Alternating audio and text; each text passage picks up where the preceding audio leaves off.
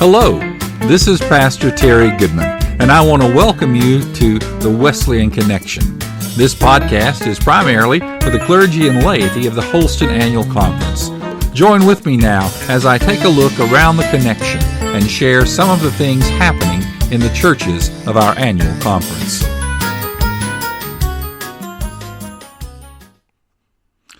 We are reminded in one of those old faithful hymns of the faith that we've a story to tell to the nations.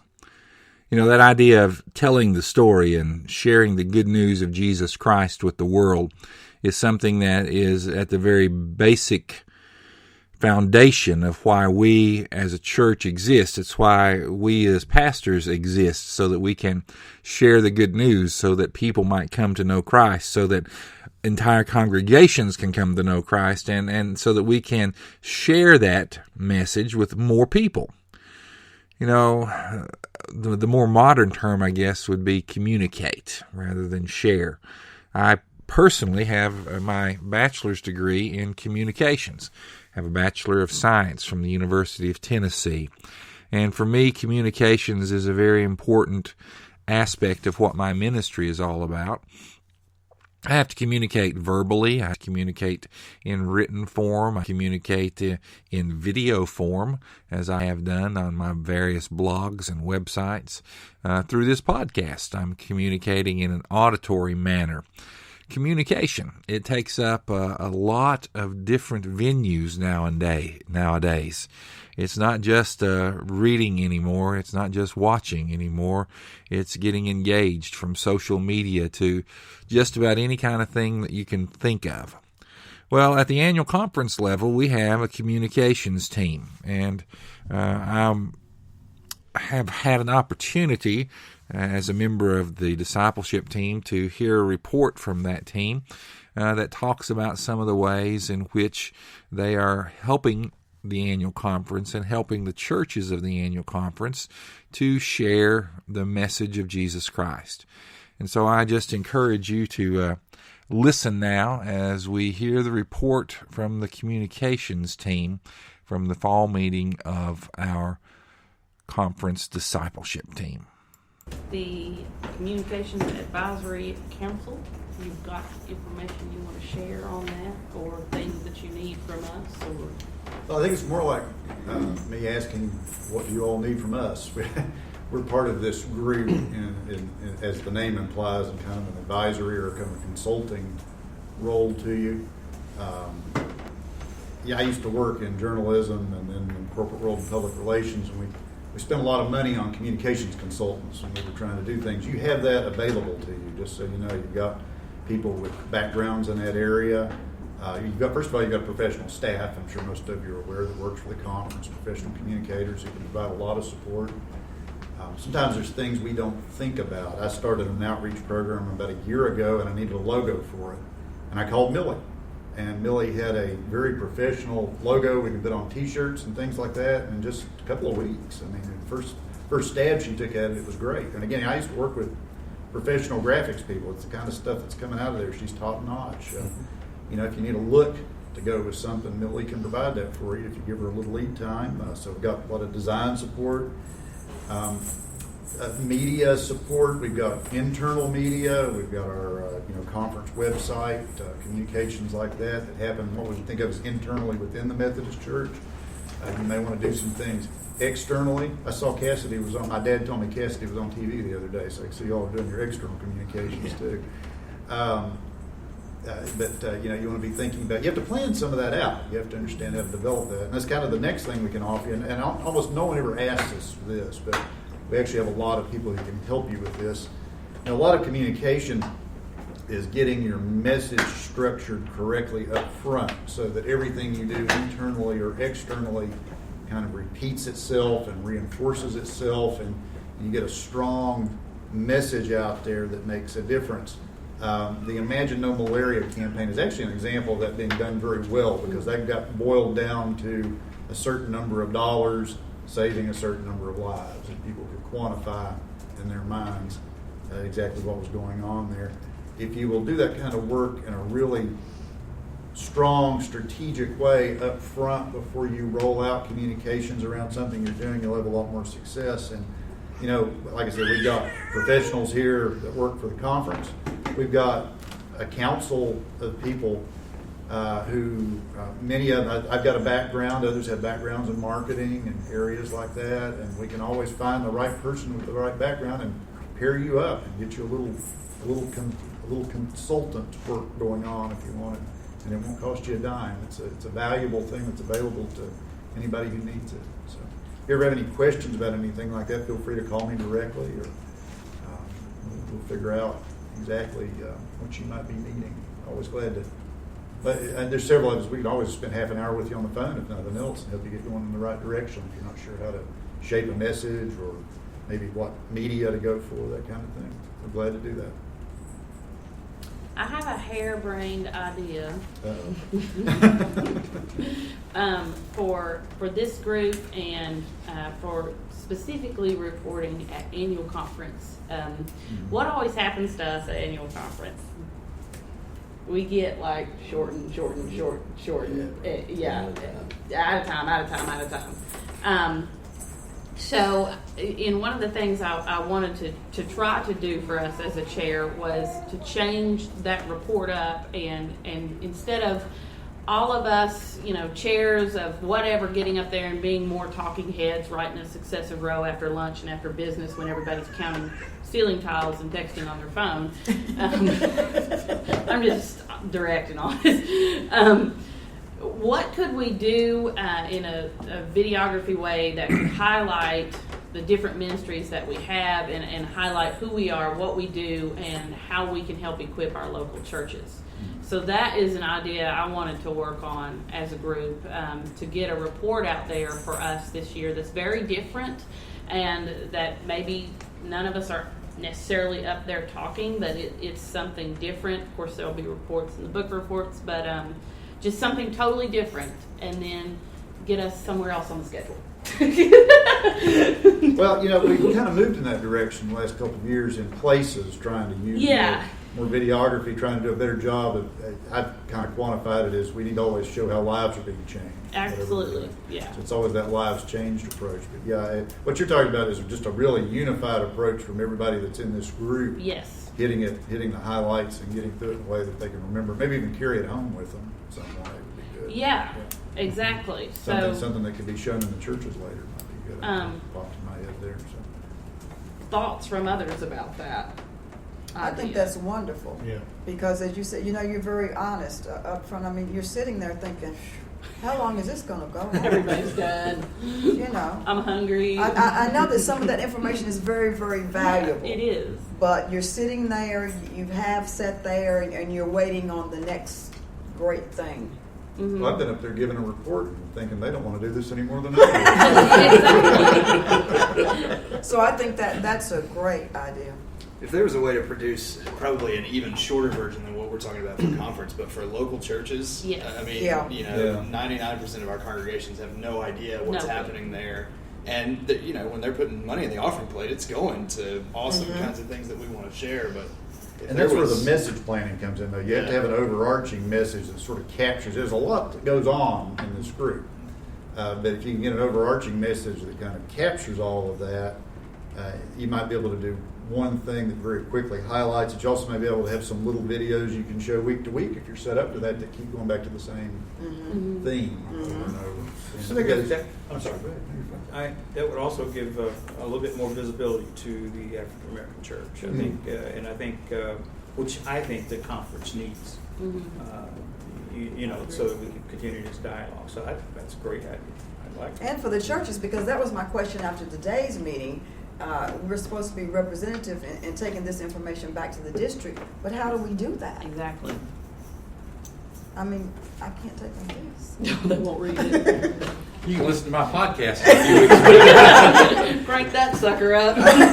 So I think it's so far there's a theme running through all of these reports, and it's who, at least from my opinion, you can correct me if I'm wrong, but what I'm hearing out of all of these reports is who's in my community and how can I create that relationship? How can I reach out to the community? and that might be the, Yeah, I've heard some good even if stories it's to in plagiarize that. the name of that book, how do we get their name? Yeah, Well, I think it's great. we could, And how all these different areas enable us, whether it's stewardship, helping our churches know how to best deal with the finances, so that the resources are there to meet needs in the community, to change lives in the community. What is essentially an evangelism focus? I think that really answers the question most people are having in church. It's how do I reach people? I remember Bishop Swanson, in his inimitable way, saying a few years ago, the solution to most of our problems is more butts in the seats. And that's a very baseline way of looking at the problem, but we are supposed to be trying to reach people and grow people and disciple people. That's getting back to basics is always a good strategy, and it's an easy overarching message to make everything fit into. Getting back to basics. Yeah. Oh, well, an outreach message of some Yeah, kind. getting back to basics, you know. Back to basics. So when you think of this team, we're called the discipleship team, right? So let me just think out off the top of my head here, since I've not been on this team before. So in essence, you're saying that this team has the skills maybe to equip us. We've got witness, we've got mission, we've got stewardship, we've got all the other things that are on here. Those are the things that are needed at the local church level. yeah. And we at the annual conference level are trying to say, here are some ways, here are some things to think about, here are something you need to consider. This team's job, are we here to generate the buzz as to what discipleship is all about, or are we here to model it? Are we here to, what are we here to do? Yes. Yes. And I'm thinking of maybe a one-word thing of follow. That's what a disciple does, follow Christ. And if we had something short that said, here are the ways we are following, and here are other ways we can follow. I can see starting, there's so many, well, you just used one as a devotion. There's so many follow stories in the Bible. And it's just a good classic technique. You give people a narrative that we're all linked to in Scripture, and you start showing, phasing how you live into that in other ways. I like that. Yeah. And there's so many stories. I really like the fact that stewardship is talking about stories of small churches who have turned their finances around and are now doing well. Like, how can we get those stories, the stories that are happening with missions and witness? Leadership Holston fits into all this, and the nurture team, outreach team. Putting. Of course, we can't tell everybody's stories in the 5 to 8 minutes or whatever. Why do we get. have to do it in 5 to 8 minutes at the annual conference? Well, we don't. But I was thinking that was where my mind went first. Was how do we not get pushed down to bare minimum? How do we get our word out in a way that's different and exciting, and then in something we can do to start distributing to our local churches? Because I agree with you. We need could to use do it annual more. conference to be Kick it the off. teaser. Springboard. And have a year-long focus or something. Well, add it, and just say if you want the full-length version, here on the website, or It's getting so, I tell you, and again, this is just kind of where a lot of the communications theory comes in. Those of you preachers, this is affecting your preaching, by the way. It's attention span. Yeah, in society. absolutely. Our attention span is, what do we mostly do for entertainment? TV. We watch TV, right? Our attention span is driven by the length of a show before a commercial break in our culture, pretty much. Luther was able to sit in a chair while everybody stood and preach for 2 or 3 hours because they had a different kind of attention span then. It was the most entertaining thing going on. They were gathered, they were listening to God's Word. We're competing with all sorts of stuff now. So, they're saying sermon time needs to be down around 17 minutes now to be successful. And when we're communicating with a video up there like that and everything else going on in the annual conference, that getting to your question, why 5 to 8 minutes? Because you're going to lose them after that anyway. Well, no, my question was, why does it have to be an annual conference? Why can't we do it all year All long? year. Oh, yeah. And I think that goes staging it in little pieces so that people continue to get things through the year. Yeah. We're all on the same page. I just- Or you even kick it off before annual conference, saying, this is to come, because most people in local churches and the smaller local churches don't have a clue. If they've never been to conference, they don't care about conference. What they feel sometimes is the conference is they want our money. They want our money, and what do they do with our money? I mean, I'm just being honest. Yeah, it's true. Part of what we need, and this falls on me and my staff and folks in this building, part of what we need to be communicating is we are not the conference. We are the conference. You're exactly right, but they And- think this is the conference. Yeah. And back to your question that got us rolling on this, I think part of what this team's responsibility is about is being the resource for the local church and help to resource those local churches in their discipleship. So when they've got questions on stewardship, they can call my office and I can say, well, let me hook you up with Terry, or let me hook you up with the stewardship team. And if they've got questions on how do I lead a mission team, well, I've got somebody you can talk to. Right. Or to help to be that resource. We're not here to do the ministry. This is Sluter's opinion now. We're not here to do the ministry. We're here to equip the ministry. Right. Because it happens at the local church. Whatever they think the conference is, Yes. irregardless of that, that's where the ministry is happening. That's where the lives are being changed, is at the local church. Well, it's overcoming that sense that local churches have that somehow the conference draws resources away from them so that they can't do what they need to do. And instead, Exactly. they need to be seeing a return, almost like a return on investment. Okay, we send the money up, but there's so much value that comes out that helps us do our work locally that it's worth having that connection. I think sometimes connection is a better word than conference too. Back to what you were talking about, the videos or some kind of short presentation. I keep thinking about the success of the Chuck Knows Church videos, something like that that you could, people could show on Sunday morning or show in a small group, or that would answer some of these questions and do some training. Short and sweet. Yeah, short and sweet, funny and catchy and whatever. And as a guy named Chuck, I'm really irritated that he knows all I got to start all over. But her word was equipped. Yeah. Follow. I think that idea is good, not just for us as the discipleship team, and maybe you guys are already doing this and I just don't know it, but for annual conference as a whole. I don't know about y'all, but when our lay people get up to do the annual conference report on Sunday morning, I get very nervous. Because they could emphasize all sorts of different things, and I have not seen, if there is a 3-minute video of here's what happened at annual conference this year.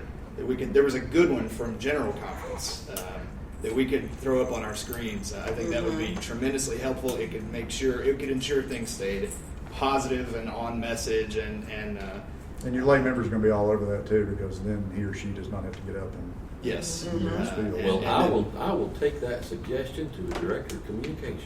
And I think it's still a great idea for us too. I'd love to show a 2-3 minute video, up on the screen regularly to say when you put $1 in a United Methodist offering plate, here's where it goes. Now we do have some videos like that available on the website.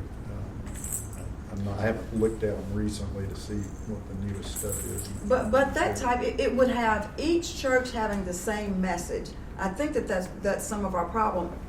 We don't have the same message across the board. Yeah, and that's when you get back to an overarching message and working from it, in a corporate setting, they're much better at that. You'll have one message.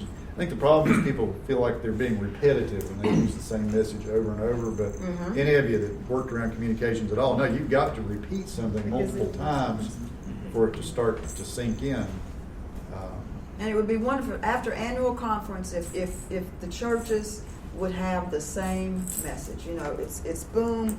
Then if they're talking to Sally over in Chattanooga, they'll say, well, what was the conference about? I know Sally. I've seen Yeah, I met her. But that way we would be linked. We keep saying we're connectional, and that would too. Well, but I'm wondering, we're talking about sending out videos of presentation. For churches who don't have the availability to show videos, which there are quite a few of them. In fact, I imagine there's more of them than the others. Perhaps you could think about maybe showing that the video at a church that does have the equipment, like on church conference or something. District conference. District conference. Mm-hmm. Well, bring the churches together. And the communications people in the conference have had a commitment for some time that we've got to continue with print media. We've got to continue producing print media that's available. Then the only problem you have sometimes is just have to be sure that people who are out in really rural areas have internet access and they can get the material off and print it. But that's getting to be almost everybody is covered there now. But there is a commitment for some time that you're going to have to be parallel print media to go with video. Well, I think video these days is more receptive than it is print. Some people just don't like to read, and apparently reading is going out of popularity. And what I've had to do at Washington Hills when I wanted to communicate something in that way, I just brought my laptop, to a small group, and make that work.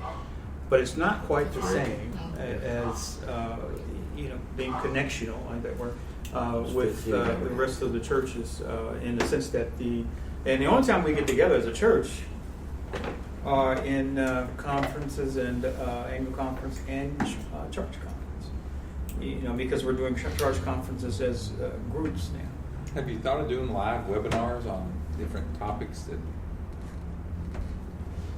I was trying to think they have done a couple of webinar type training events. Laura that was is more doing for training. What was the last time we did anything like that? Laura McLean is doing some webcasts on youth topics. She just did one, I think. Yeah. I haven't participated in any, so I knew they were going pretty well. People were just two things. I know whenever they're doing them, Brent sends out an announcement. Brent's our IT guy here at the conference. He sends us an email saying, during such and such time slot, if you can avoid it, please everybody else stop streaming. Trying to keep so, bandwidth. So that we can keep the bandwidth going for this event. Yeah. Well, I'll certainly talk to the communication staff, the Communications Advisory Council about all this. This is good because we're just starting to get our heads together as a new Communications Advisory Council, and this will kind of help shape the direction that we go in. So, Okay. glad to hear all Yeah, that. so we can know what we all need to do and bring back to get that process rolling and started. Okay. I'll Okay. see if I can get all that together from a communications perspective, and Okay. I'll come back to you. That'd be great. Thank you. That's exciting. This is Pastor Goodman. Thanks for listening to this edition of the Wesleyan Connection. Be sure to check back often for more podcasts.